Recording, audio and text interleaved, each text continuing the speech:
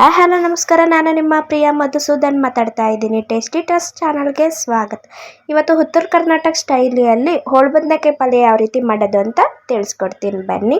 ಈಗ ಸಿಂಪಲ್ ಆಗಿ ಶುಕ್ರವಾರ ಯಾವ ರೀತಿ ಪೂಜೆ ಮಾಡಿದ್ದೀವಿ ಅಂತ ನೋಡ್ತಾ ಇರ್ಬೋದು. ನಂತರ ಒಂದು ಪ್ಯಾನ್ನ ತಗೊಂಡಿದ್ದೀನಿ. ಪ್ಯಾನ್ಗೆ 2ರಿಂದ 3 ಸ್ಪೂನ್ ಆಯಿಲ್ನ ಆ್ಯಡ್ ಮಾಡ್ಕೊಂಬಿಟ್ಟು ಎಣ್ಣೆ ಕಾದ ನಂತರ ನಾನು ಬೆಳ್ಳುಳ್ಳಿನ 1 ಗಡ್ಡೆಯಷ್ಟು ಆ್ಯಡ್ ಮಾಡ್ಕೊಂಡಿದ್ದೀನಿ.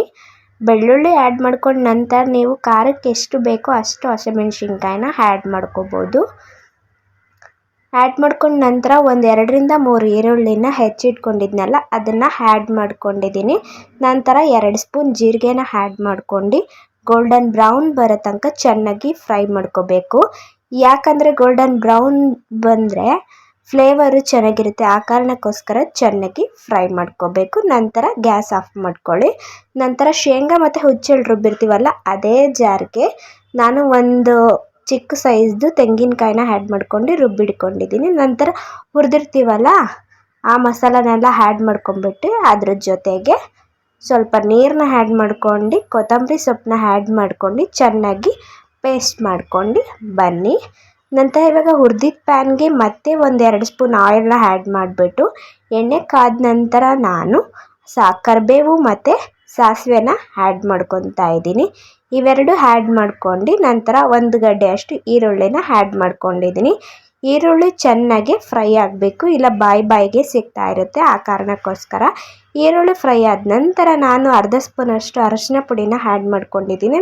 ನಂತರ ಬದನೆಕಾಯಿನ ಈ ರೀತಿ ಹೋಳು ಮಾಡಿಟ್ಕೊಂಡಿದ್ದೀನಿ, ಅದನ್ನು ಆ್ಯಡ್ ಮಾಡ್ಕೊಬಿಟ್ಟು ನಿಮ್ಗೆ ರುಚಿಗೆ ಎಷ್ಟು ಬೇಕೋ ಅಷ್ಟು ಉಪ್ಪನ್ನ ಆ್ಯಡ್ ಮಾಡ್ಕೊಂಡು ಒಂದು 5ರಿಂದ 10 ನಿಮಿಷ ಚೆನ್ನಾಗಿ ಫ್ರೈ ಮಾಡ್ಕೊಳ್ಳಿ. ಈ ಥರ ಫ್ರೈ ಆದ ನಂತರ 5ರಿಂದ 10 ನಿಮಿಷ ಫ್ರೈ ಆದ ನಂತರ ನನ್ನ ಹತ್ರ ಬಟಾಣಿ ಇತ್ತು, ಅದಕ್ಕೋಸ್ಕರ ಬಟಾಣಿನ ಆ್ಯಡ್ ಮಾಡ್ಕೊಂಡಿದ್ದೀನಿ. ನಂತರ ರುಬ್ಬಿಟ್ಕೊಂಡಿರ್ತೀವಲ್ಲ ಆ ಮಸಾಲಾನ ಆ್ಯಡ್ ಮಾಡ್ಕೊಂಬಿಟ್ಟು ಜಾರ್ ತೊಳೆದಿದ್ದ ನೀರು ಮಾತ್ರನೇ ಆ್ಯಡ್ ಮಾಡ್ಕೊಳ್ಳಿ, ಮೇಲ್ ನೀರನ್ನ ಆ್ಯಡ್ ಮಾಡ್ಕೊಳಕ್ಕೆ ಹೋಗಬಾರ್ದು. ನಂತರ ಇದಕ್ಕೆ 1/2 ಅಥವಾ 1 ಸ್ಪೂನಷ್ಟು ಧನಿಯಾದ ಪುಡಿನ ಆ್ಯಡ್ ಮಾಡ್ಕೊತಾ ಇದ್ದೀನಿ. ಧನಿಯಾದ ಪುಡಿ ಆ್ಯಡ್ ಮಾಡ್ಕೊಂಬಿಟ್ಟು ಒಂದು 10 ನಿಮಿಷ ಚೆನ್ನಾಗಿ ಲಿಡ್ ಕ್ಲೋಸ್ ಮಾಡಿಬಿಟ್ಟು ಚೆನ್ನಾಗಿ ಕುದಿಸ್ಕೋಬೇಕು. ಕುದ್ದಾದ ನಂತರ ನೋಡ್ತಾ ಇರ್ಬೋದು ಈ ಕನ್ಸಿಸ್ಟೆನ್ಸಿ ಬಂದ ನಂತರ ಶೇಂಗಾ ಮತ್ತು ಹುಚ್ಚೆಳ್ಳು ಹುರಿದಿಟ್ಕೊಂಡಿರ್ತೀವಲ್ಲ ಅದು ರುಬ್ಬಿರ್ತೀವಲ್ಲ ಅದನ್ನು ಆ್ಯಡ್ ಮಾಡ್ಕೋಬೇಕು. ಇದನ್ನು ಆ್ಯಡ್ ಮಾಡ್ಕೊಂಡಿದ್ದ ತಕ್ಷಣ ಇನ್ನೂ ಗಟ್ಟಿ ಆಗುತ್ತೆ ಕರ್ರಿ ಬಂದ್ಬಿಟ್ಟು.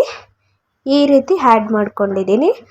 ನೋಡ್ತಾ ಇರ್ಬೋದು ಸಿಂಪಲ್ಲಾಗಿ ಉತ್ತರ ಕರ್ನಾಟಕ ಸ್ಟೈಲಲ್ಲಿ ಹೋಳು ಬದನೆಕಾಯಿ ಪಲ್ಯ ರೆಡಿಯಾಗಿದೆ. ಇದು ಚಪಾತಿ, ಅಕ್ಕಿ ರೊಟ್ಟಿ, ರಾಗಿ ರೊಟ್ಟಿ, ಜೋಳದ ರೊಟ್ಟಿಗೆ ತುಂಬ ರುಚಿಕರವಾಗಿರುತ್ತೆ. ಈ ವಿಡಿಯೋ ಏನಾದರೂ ಇಷ್ಟ ಆದರೆ ಲೈಕ್ ಮಾಡಿ, ಶೇರ್ ಮಾಡಿ, ಕಮೆಂಟ್ ಮಾಡಿ, ಮತ್ತು ಈ ರೆಸಿಪಿನ ಟ್ರೈ ಮಾಡಿಬಿಟ್ಟು ಕಮೆಂಟ್ ಬಾಕ್ಸಲ್ಲಿ ತಿಳಿಸಿ.